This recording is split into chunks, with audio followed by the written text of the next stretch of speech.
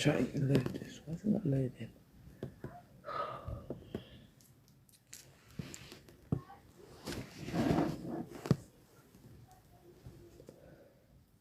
Just a little bit of lipstick small sugar. So I'm just trying to download.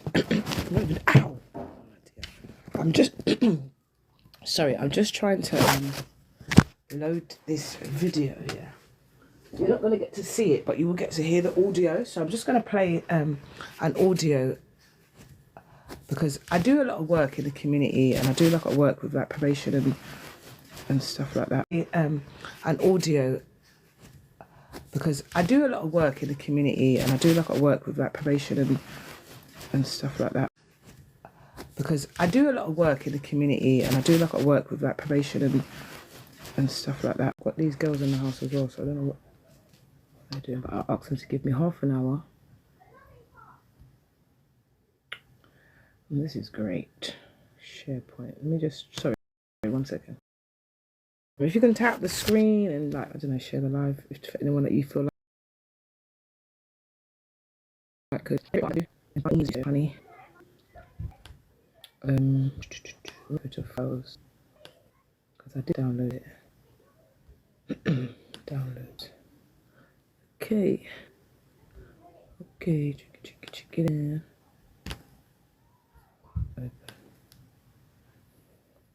Okay. I think this is the one.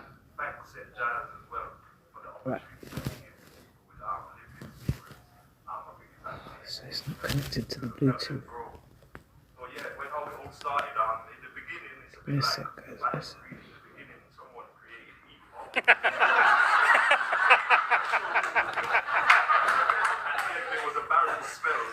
It's connected, but why can't I hear it? Let me just connect it.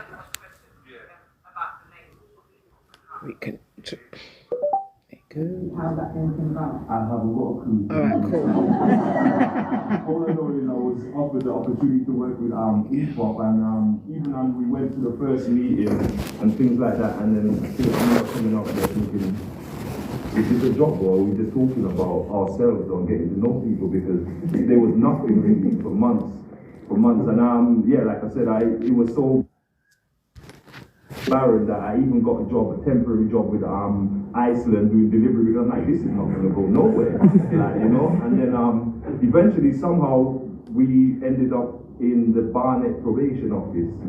It was me, Vim, and another one of my colleagues. And I remember we going into the probation, and that was the first time we went into somewhere. But it was funny because we went to reception. And it was my first time. I had all the nerves. Like, those of you who know me now, I'm talking good now, but I couldn't talk back then. Like, so I was very quiet, and we was in the reception area, and the reception staff came out and said, "Oh, don't worry, such and such is going to be here to see you in a minute." And I was like, I'm here for work. I'm not on probation. And that was like the first encounter that I had with the probation officer, and that was a survey that we first went to do in Barnet probation office.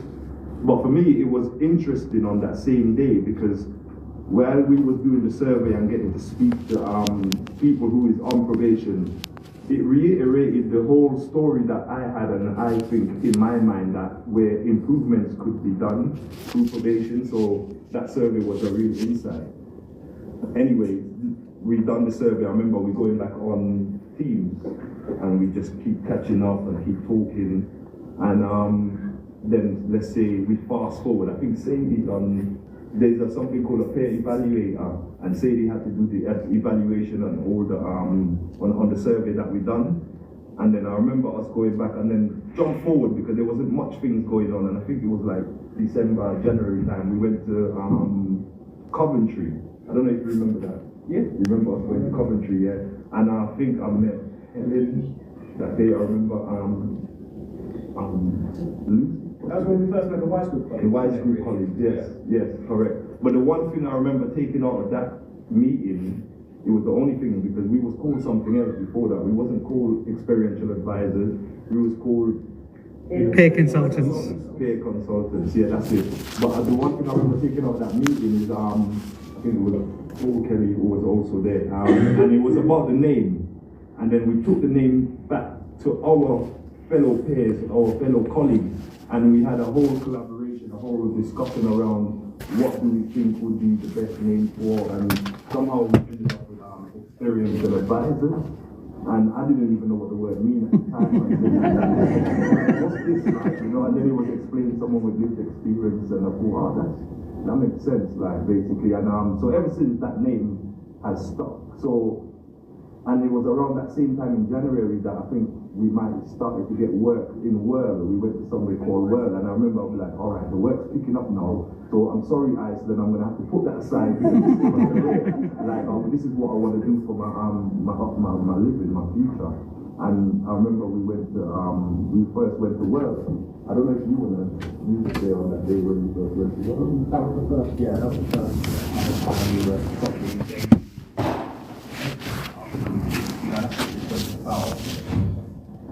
so far from the start, it felt alien to us to be doing that, but it went well that occasion. Yeah. Well, we've been back since several times, right? Yeah, we've been back many times. Yeah, I think I went there once. Yeah. Once ago. Yeah, you did, yeah. But yeah, I also remember that first time walking in, because that was, like you said, that was the first time we were working with probation staff. So having to go to the back room for the first time, I've never had to do that. I'm a person on probation. Happened there, I know, I do apologise, I'm sorry. So let me start again. I do apologise. Thank you guys for joining. So I was just explaining that like with my lived experience of being in prison and like being on probation for 3 years, like I found opportunities to kind of use that experience. So I find it quite hard to explain like what I do on this app. I have quite a lot of people that follow me, you know, they've been following this journey for the last 3 years.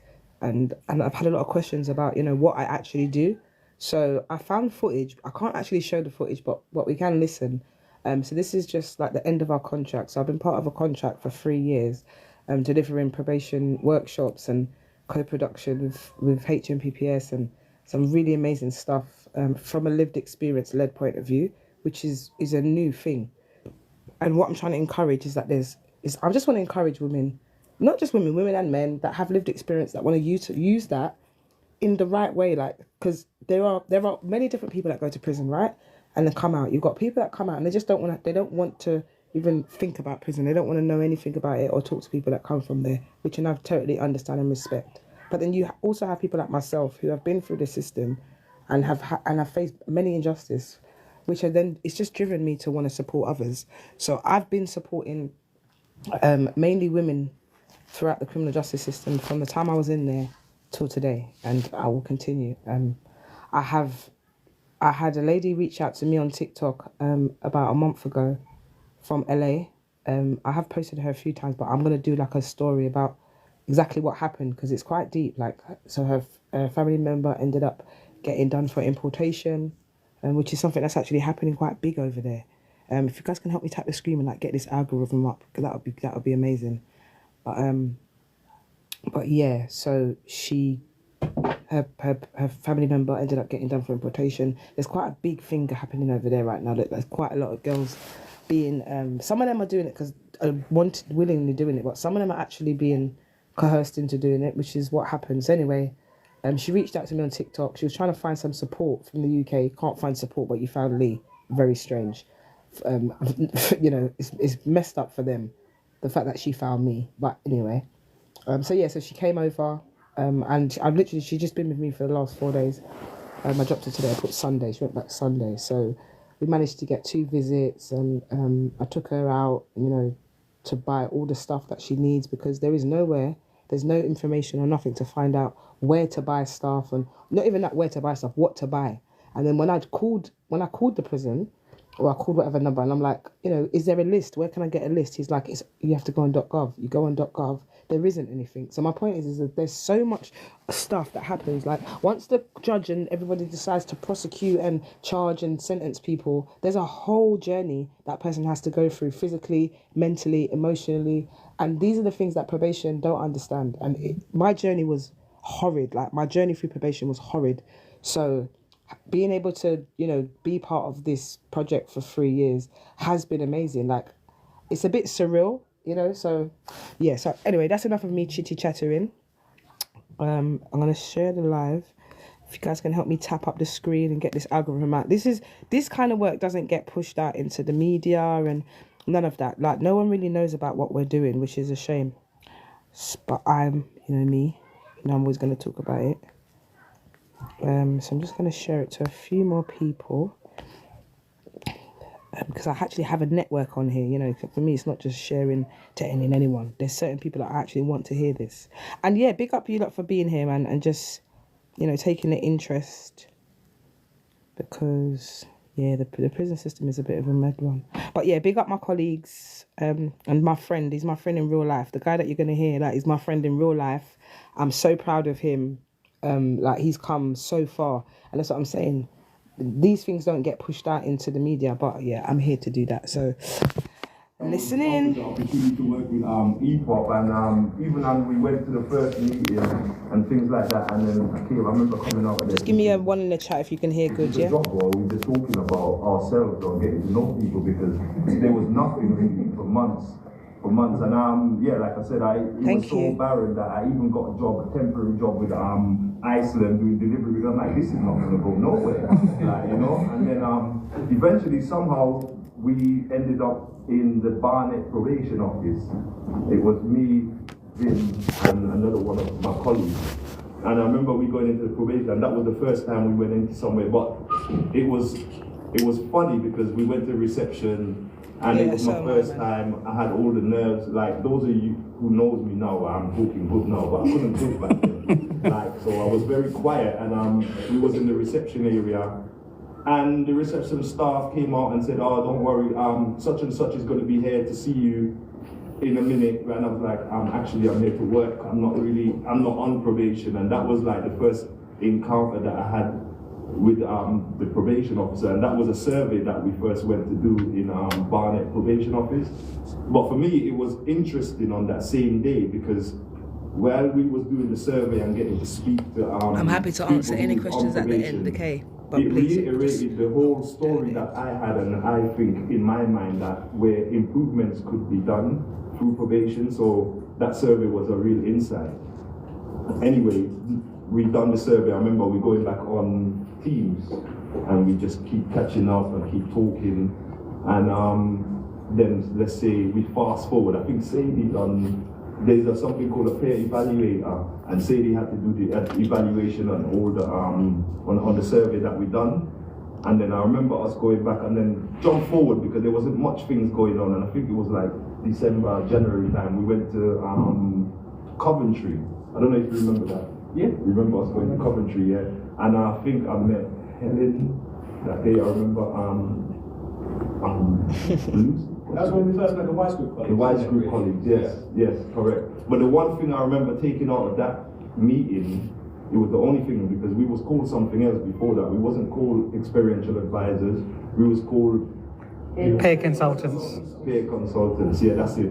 But the one thing I remember taking out of that meeting is I think it was Paul Kelly who was also there, and it was about the name, and then we took the name back to our fellow peers, our fellow colleagues, and we had a whole collaboration, a whole discussion around what do we think would be the best name for, and somehow we ended up with experiential advisors, and I didn't even know what the word mean at the time. And then, what's this like, And then it was explained to someone with lived experience, and I thought, wow, that makes sense, like basically. And so ever since that name has stuck. So, and it was around that same time in January that I think feel free to share the live to anyone that you feel like would benefit Whirl. from We went to this, somewhere okay? called Whirl, and I remember I'd be like, all right, the work's picking up now. So I'm sorry, Iceland, I'm gonna have to put that aside. Like, this is what I want to do for my living, my future. And I remember we first went to Whirl. I don't know if you was there on that day when we first went to Whirl. That was the first time we were properly engaging with the basic staff, and that's what this job was about. So far from the start, it felt alien to us to be doing that, but it went well that came. Yeah. Well, we've been back since several times, Yeah, we've been back many times since, yeah. Yeah, I I went think I went there once. Yeah. Maybe once as well. Yeah, you did, yeah. But yeah, I also remember I'm the that only first time I'm the we only because that was, female like voice you you're gonna said, hear, that by was the the first way. time we were working with probation staff. So having to go to the back room for the first time. I've never had to do that. I'm a person on probation, and I've always had to go and sign in and stay at the reception. So to have to walk into that back room, you still had all that same fear. You still felt like you was on probation. You still felt that power balance. So are you going to talk it through? Are you going to able to express yourself? Which we did. We expressed ourselves and we was talked about honesty. And the feedback that we got from that session was it was amazing, and that's what carried on for us to carry on going along the way. So yeah, that was really good. Yeah. So I'm gonna ask you some questions now.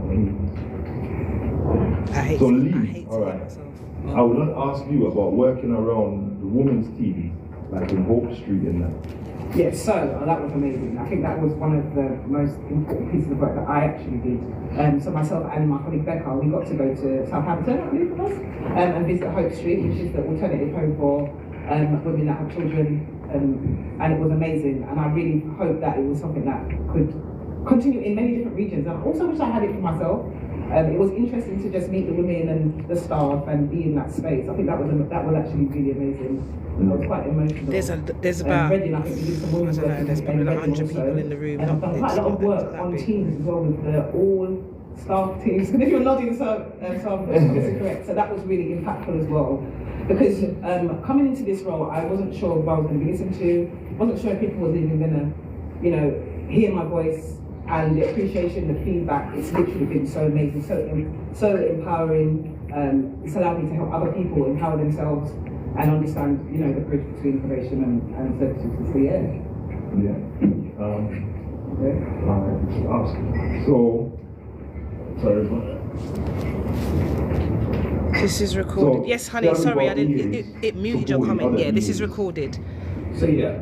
So hold on, let me just pause it. Yeah, so this is a recording of a talk that it was like we created like a little podcast style talk for HMPPS. Where was this? I think this was in. Where did we go? No, this is in Derby. Yeah, so we went to Derby for the final, for like the end of the contract, and this was just about. We just kind of did our bit about how our journey had gone, and stuff. So this is myself and two other of my colleagues. One of them is actually my friend in real life.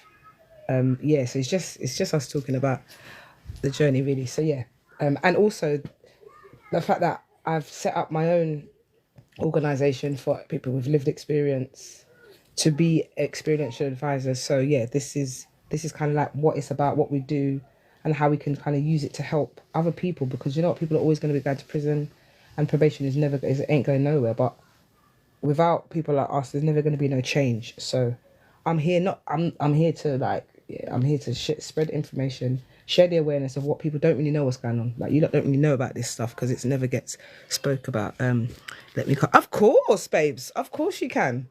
Of course, I can. And what the point of this as well is to encourage people to inbox me, like reach out, because I've had a few people reach out to me. And when they've got my replies, it's like, oh my God, I can't believe you've reached out. And I'm like, listen, I'm just a normal person. I'm here to help. Like I was saying to the chat before, I supported a woman I just dropped her to the airport on Sunday. I'm still kind of overwhelmed by just the whole experience that I've just been through with supporting someone that reached out to me on TikTok from Los Angeles, and has come here. She's like family now. Do you know what I mean? Like she knows my mom and my family and stuff, and it's just been nice to be able to support her that way, and just do all the things that I saw women struggle with in the prison. Man, can you imagine being, all right, a crime is a crime, fine, she did importation and she got caught, I believe, but with this particular person, she didn't actually know, and I know this because I made the efforts and I went to Isleworth Court for her hearing, and we managed to get a plea and a sentencing in the same day. And we got a 15-month sentence. So it was a very good result all round, because not just because I was there, but because I was also there. That it had an impact, because I presented myself as someone with lived experience, and letting the judge know that once you sentence her, there is another journey, because you lot don't tell anybody about where to buy clothes, all of this stuff. Like, trust me, it's been a mad 4 days. The universe is just the most beautiful space to be in, because with her being here, I've managed to get closure on the situation that I had with getting ghosted, because I saw the officer that ghosted me. Imagine that. And I know it was her because of the conversation that we had. So yeah, man, everything's just coming full circle, and yeah, my organisation is set up now. And yeah, man, I've been through a lot, man, with these people. You know, I've been through a lot, and I've tried their way, innit? I've tried to do it their way. You know, for those of you that know, I was working last year up until December. I got a new job as an advocate. I was an advocate for women in prison, you know, and I was doing okay. And then they come with their vetting talk. So this, what you're listening to, is literally, I think it's like the week before they took my job from me. But a week after, I found out, so I was already in the vetting process. So I strategically did this podcast style. I did it on purpose because I needed them to know that, yes, you lot can sit and say how amazing it's been and rah, rah, rah, and how good I've been. But I've now got a job, and because of the same people that we're presenting this to, which is HMPPS, Her Majesty's Prison and Probation Service Team, which is I'm talking the directors of HMPPS, like the top, like the people that I'm sitting in the room with, these are the top dogs, innit? These are the people that can actually make change. Do you understand? So these are the tables that I sit at. So it's very important for me to have the opportunities and use them. Do you get me? So yeah, I'll continue. It's not that long. It's about 15 minutes. There is another one and I will play it. But yeah, feel free to just write some notes down if you want and ask some questions because I'm here for it, man. Being to come together as a community, we've always encouraged each other to apply for roles. Sorry, and also I apologise. I'm trying to put it as loud as possible because for some reason the recording, because he recorded it on his phone and then sent it. I can't hear it. But if you have any issues, just let me know. You don't really need to hear this one's voice, to be fair. More than just a job. It's been an opportunity, and that's gonna keep on going forward. But hopefully, we're gonna find some way of being able to continue to connect after the project comes to an end. But for me personally, I've grown since starting this project because I was a very shy, introverted person beforehand, and I wasn't in full-time work either. And it's a direct consequence of references from Piero and being Tamsin, why I've got now a full-time job with another charity. So I've got a lot to thank for this project. Yeah, can I just also add as well, like when it comes to the peer support, there's been many occasions in the teams where individuals have had stuff going on in their personal lives, and I feel like the EPOC, we're like a big family, and literally like reached out to each other and supported each other in every aspect of our life, professional and personal, which has been really good because finding that space, I think someone spoke about it earlier, where you're not being judged, where you actually feel like you can just speak your truth and get some advice and some feedback after. So yeah, I think our group has been amazing. I mean, really supporting each other in everything in terms of delivering, giving support to people that have never gone before. That's worked really well. There's been a lot of confidence building in our group, especially through the peer support. So Yeah, exactly. Even for me personally, I'm not sure if I would have even been where I am today if I didn't get the support of my colleagues. Especially well, she's not here today, but Fiona, I'd like to thank her a lot because I really leaned on Fiona like she was like my mom, literally. Like, I thought, am I troubling her too much? But it was like, because this is new to me, I've never really worked in a field like this and things, and I wasn't sure of what to do, what to say. And Fiona's a politician, by the way, so I thought that was the best person in certain things, certain aspects. And then there's time, obviously, Lee's my friend from before we even had this role anyway. So there's times I'll reach out to Lee and we'll be complaining about, there's no work, we don't want to do this. But the support and the encouragement that we give to each other, like, don't worry, it will be better. Like, that really helped us to grow and to become actually closer and collaborate with each other. So, let's go. If you're still here, twins, I'll bring you up for you to go through your question. You got into me right this second. Maybe I can ask you, because I remember when me and you started, we started on the same day basically, and you was actually at EA just like we are today. And as I mentioned, the first time we went into the Barnet PDU, and things like that, it was me actually watching how how you talk to the probation and things like that, because I was inexperienced and I was like, wow, like, is this how I have to carry myself? Maybe you can tell me about the opportunities and things. Yeah, no problems. I'm going to take it back a little bit first to that first meeting in Barnet. So it was me, you, and like you said, there's an EA that's no longer with us. To see you. All right, well, we're going to listen to this and then get your questions ready. Write them down, and then I'm going to bring you in the box. It shouldn't take long, about half an hour, 20 minutes. So you can dip in and out and get your questions ready, okay? Sat there, and by the way you handled yourself when that lady behind reception thought that you were on probation was tremendous. But who you were there to who you are now, can I just say, for me, it's been one of my proudest moments of this project, because I've seen you sit in front of 1,000 people in London. I've personally had an email from the London head of ops about you, and that's changed. That's powerful. You know, if those voices are listening to the work that you guys are doing, then you should. Every single one of you in this room should be tremendously proud of yourself, and I hope my HMPBS colleagues carry this on beyond the end of the project. You know, this was a 3-year project, but this is real lives. You know, one senior probation officer said to me once, she said, I would love it if our probation staff talked about people, not about risk. And it's just stuck with me ever since, you know, and I've been in the same position as you, but I just want to say that what you've become, what the three of you become in particular, is just astonishing. So taking it back to your question, I started on the same day as you. I've got to thank Piero. Piero brought me into the business. And yeah, I remember just sitting there going, why are we sitting on our arses and not really doing anything? And then I basically gave myself a bit of a job as a relationship manager and sort of knocked on Paul Kelly's door and went, I could do this. I was talking to Rob Marsh last night, and people like Rob Marsh to me are an inspiration, because he called me and I was on probation. I wasn't even experiential advisor. 2 weeks later, I was sat with him in a forum in Reading. The Rob Marsh that is sat there now was exactly the same Rob Marsh that I met whilst on probation, as an EA, as regional lead, and as project lead.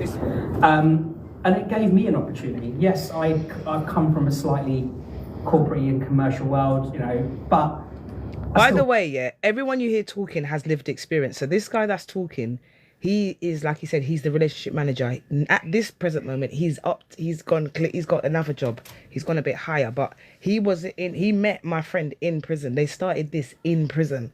Do you understand? So this is just showing you the power of lived experience. There is no limits. However, there is barriers when you're black. Still face those challenges. You know, when I walk into a probation office, I always drop at the end, by the way, I've been in prison, and you just get that look, hey, that honey, raised eyebrow, because I guess I don't fit. Oh, this is cool. So this is the EPOP contract ending, like, presentation that we did. So yeah, this would be good for you to listen to still. The standard demographic, and that's why and what I've tried to change through my time.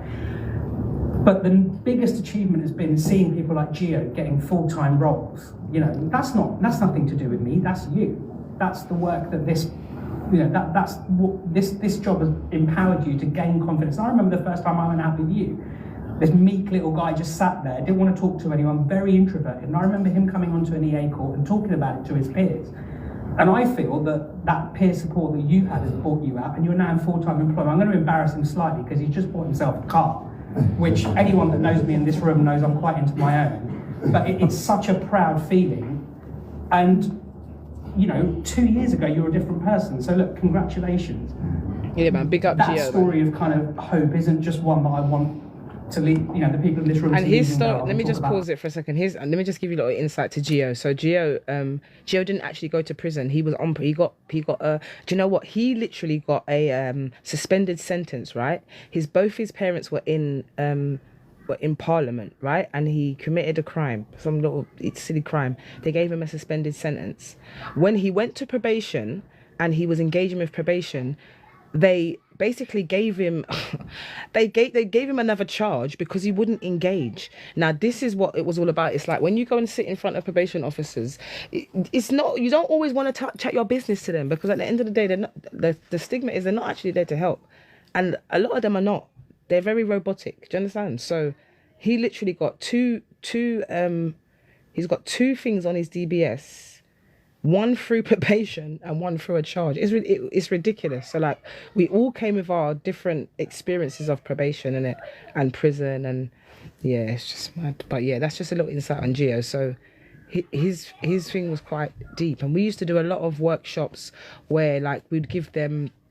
So for anyone that's here that's been on probation, like when you go through initial assessment, they're meant to go through like everything with you in it, and then come up with some objectives for the main points. Like imagine I did this about 4 times in 3 different locations there.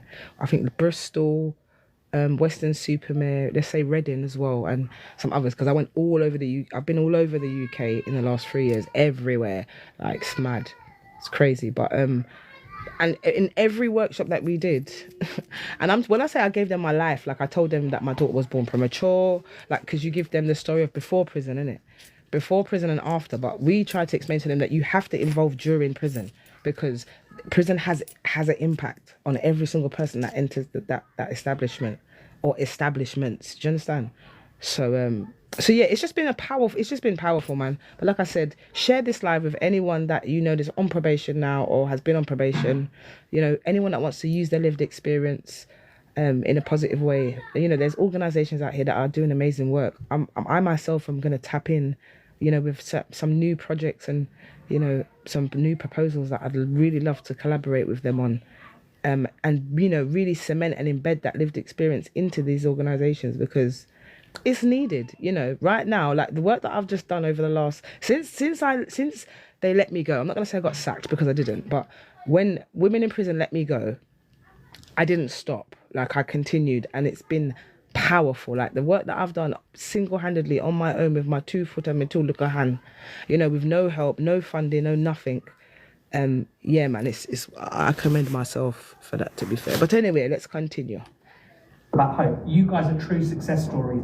You've got yourselves employment, but you've got yourselves employment through supporting one another. And I'd like to think that this project is really beginning to make a change, and I would love to see it continue carrying on through the probation service. Trust me, I'm here long for it. after we're gone.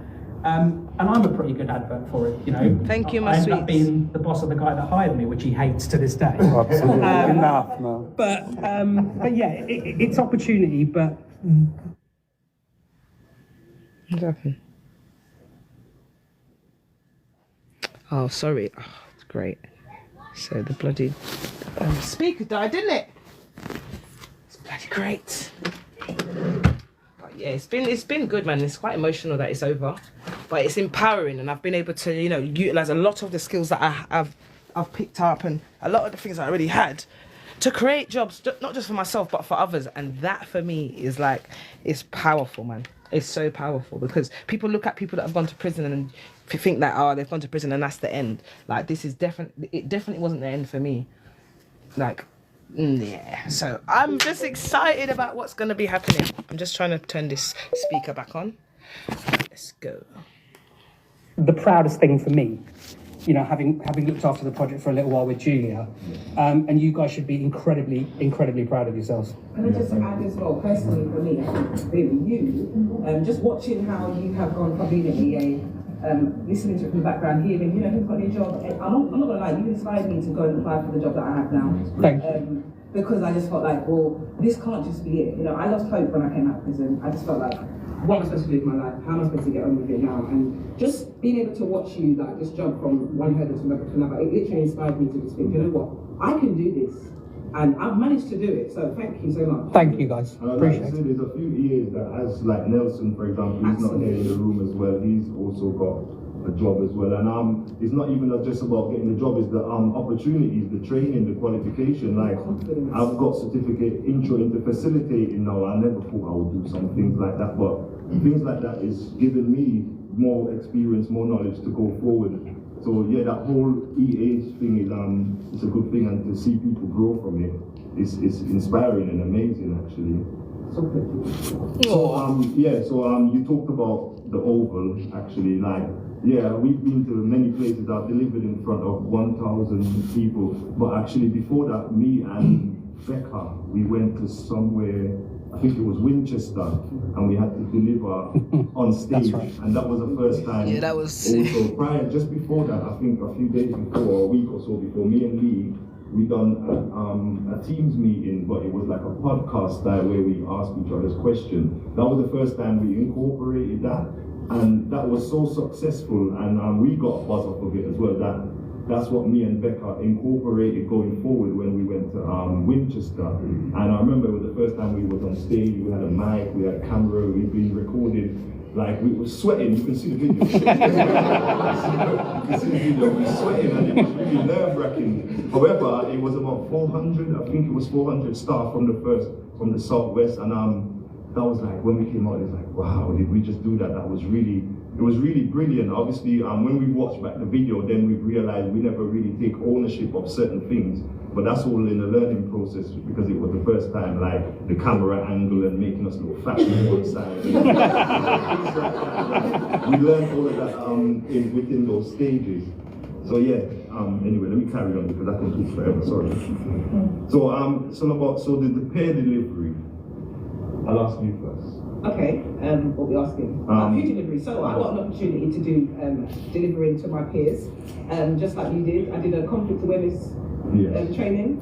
Zip delivered an amazing. Yes, I did. Yes, I did. Don't call me Zip did an amazing talk on faith. It was amazing, and the whole point is that we just got opportunities to deliver things that we could take from our own personal lives, skills that we had, and utilize them within. Yeah, there's been many times where transferable skills have been used over the years, into jobs and things like that, and delivering, speeches and things like that, things we're going to use later on. Yeah, for me, I think the peer delivery was it was important because you're delivering to your colleagues. So I guess you have a little bit more relaxed. But in my example, like it just showed the growth between all of us that we were able to share our experiences around our knowledge. Like my peer delivery was based on immigration and Home Office, and it was quite inspiring to realize that a lot of people don't really know the journey of somebody who is on the immigration, on the deportation status, as well as trying to work and juggle it, and the whole system and how it develops. Yeah. Yeah. So one more, please. one more. No, just one more. So, national collaboration. Yeah, twins, I love it. I'm excited. I'll start this. For me, the collaboration between everybody is important. I had some amazing work to do. I've done some work in the Yorkshire region. I've been to the Southwest. I'm glad he's talking more than me because I haven't really watched this properly. Reading, so the whole collaboration between each other. It also make you meet other people from other diverse backgrounds, other culture, other areas, and to meet these people, it's amazing for me, and it helps you grow as a person. And the networking and start and just unpack the racism that's in it. That's what it was. That's what this project did for me anyway. Like that, for example, because I experienced a lot of racism when I even doing this project. It's crazy. And that it was really not from the people on my project, from the areas that I went to. Like, didn't realize how important faith was until I got asked the question, and I really had to go back into my whole mind, my whole time of while being in prison, how much faith has helped me, and how you lose that journey as soon as you step out that door. So that was impactful, and hearing about when Zip done his peer delivery on his religion, that was inspiring as well, because it was something that I was interested in and I've never really heard it. So yeah, I appreciate. There's another one, I want to find it. I think anything I'll say is that all the travelling, the collaboration, especially Western Superman, I've got it in my head all the time, because when I first heard of it, I was like, am I going to a basketball game? Like, am I going to some type of, I didn't know what it was. I had no idea it was an actual thing. So yeah, the same journeys and collaborating, and it's just been so and the racism, so much different people from different walks of life on the outside. EPOC, the EPOC project with the organisation R1. It's been amazing. Yeah, and I just want to say, even though we're at the end of this EPOC project, I don't look at it like that. I think we're at the end of the beginning actually, because there's much more work to do, and hopefully, in all the work that we've done, we hopefully leave a legacy behind. For example, I know that me and some of my colleagues, Fiona, Nelson, Sarah, we've produced a policy called the Bill of Rights, which should hopefully be given to probation nationally. that would implement. It gives the power to experiential advise the people with lived experience Yes, of the baby. criminal justice system Finished that on 2 weeks ago. when they can talk, what they can say. Like if they want to just don't talk and they want to walk out, it gives them that power, that policy is in place. I've also produced a training program for empowering experiential advisors. It's basically not just people with lived experience, but anyone that's working within the probation service or for probation. Just before they work, they can just have a read, have a training, it's a training package, and let them know like they don't have to say certain things, they don't have to talk about their sentences as such, like on how long it is and things like that. So we're trying to leave all of this behind. And also the resource library. And we've got the resource library, we've got the pop talk videos, which JD was talking about. So there's a library full of stuff that hopefully that we can leave and it can be implemented, taken forward. But we still can do our work ourselves. It doesn't mean that because it's this journey of hip-hop is stopped right here. We can carry on our work and still keep doing it and still keep changing minds. Because even from a personal point of view, I get stopped now that people know the work that I do. Even in my everyday life, phoning me, questioning me, stopping me, asking me for advice, and it just shows that it came a long way. Yeah, absolutely. And I think just to add on that is there's obviously a big issue around vetting. Personally, I feel like it's empowering to understand that there's a barrier, which means that there's something that we can overcome. So yeah, very excited about what the future looks like where vetting is concerned. It's something that's impacted us all, but I think we're all kind of in good spirits with that. It's empowering. I don't know why. It's just so empowering. And just one thing to add on the collaboration, guys. Yeah. When the bid was constructed, the experiential advisor framework was a nice to have. Yeah. It has absolutely become the backbone of this project, and I really hope that my HMPPS colleagues in the room listen to this stuff, talk to the people surrounding vetting, because that voice of lived experience, when it is presented in the right way, is incredibly powerful. And just to echo what you said there, it is the end of the beginning, and I really, really hope people like Alice, other people in the room can carry that message forward, because the value that you guys have provided and the change I've seen in many rooms I've sat in with you has been incredible. So thank you for that. I just wanted to add that bit on the collaboration. And on that note, with the appreciation, I think we're going to read out some of And on that note, we're not going to be listening to any more of that because we don't want to know about your appreciation. Thank you. Right. So yeah, I hope that gave you a bit of insight. So yeah, there's a lot of powerful work that's been, that been doing out here, guys. I think this is this. Please don't be the same one. At the beginning, someone created hip-hop Oh God, sorry. to help them grow. Hold on, pause. So this. So yeah, I'm gonna find the other one because I do want to play it because I haven't heard it. So why not share it with you? But yeah, so that's the project, and it's been emotional. This looks like the same thing. Oh, this is really cool. I've got quite a few conversations actually. Right. I feel like there was two. All right. Anyway. So yeah, twins. That's amazing. It's just about timing when we can do that. There's something bigger happening that I spoke to Mel about today. So was it emotionally draining? Do you know what? It was emotionally draining every single time, and I think that's something that I've had to acknowledge, like with this whole. Yeah, like I think I'm one of the best people right now to let people that actually want to do this understand that every time you talk about your experiences, whether it be prison or probation, there's a draining process. So you have to have a release at the end of that. When I did the first few, yeah, it was a lot. Like the adrenaline that was running through me, it was like, oh my God, it was so overwhelming. It was so overwhelming, and I had to train myself, and reflect. Paying attention to yourself is so important. I had to pay attention to like what I was feeling, why I was feeling it, what was what I was talking about or what was happening, But it doesn't mean like the healing process is forever. I will forever be healing. There's never going to be a time that I speak about a specific situation or just prison overall, and there's not going to be emotions attached. I just know how to manage them a lot better, which allows me to be able to talk about them in spaces like this. So I was able to do that for 3 years consistently because I'd managed to train myself. I stopped feeling hurt. When emotions be the drive. Hey, are you going to change the prompt? Oh yeah, hold on. Because me and pick me up. Oh, they've eaten. I've got an hour probably. All right, give me a minute. What are you gonna do? You're gonna restart what? Tell me. I'm doing something with my daughter right now, so I just wanted to double check. How are you gonna do this? I'm just trying to figure out timing because I've got these girls. They're all right in there for the minute, but you know that these TikTok lives can go on forever. So I want to kind of do it at a good time. We can do it now. We can do it part 1. We can start it. All right, I can put the prompt give on. me 10 minutes. I'm gonna come back to you.